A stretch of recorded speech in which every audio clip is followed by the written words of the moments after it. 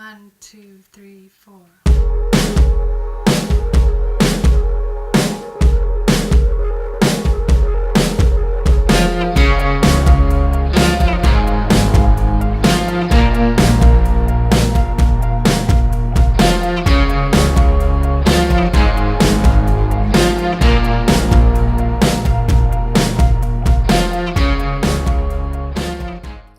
Hi, I'm Senator Jake Anderegg, and welcome to the 2019 General Legislative Session, Week 1.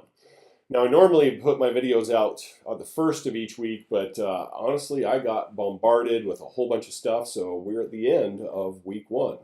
Today is Friday, and I'm reaching out to you to let you know what happened during the week. We've had several things happen. First and foremost, the big thing that's been all over social media has been the Medicaid expansion revision, in essence, a drawing back of Prop 3, the Medicaid expansion initiative.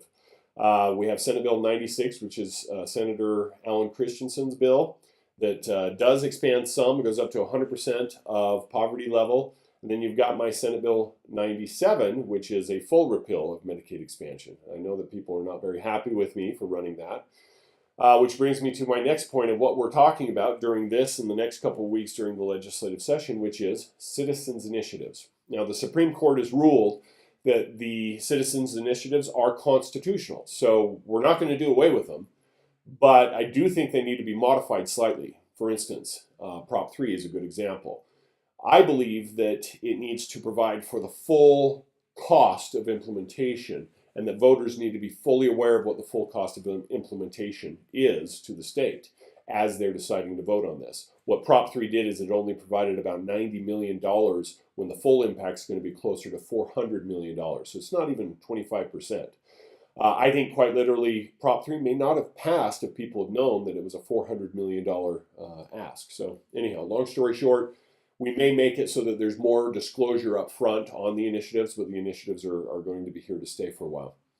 One of the other things that we're going to be working on this week, next week, and throughout the whole session is tax reform.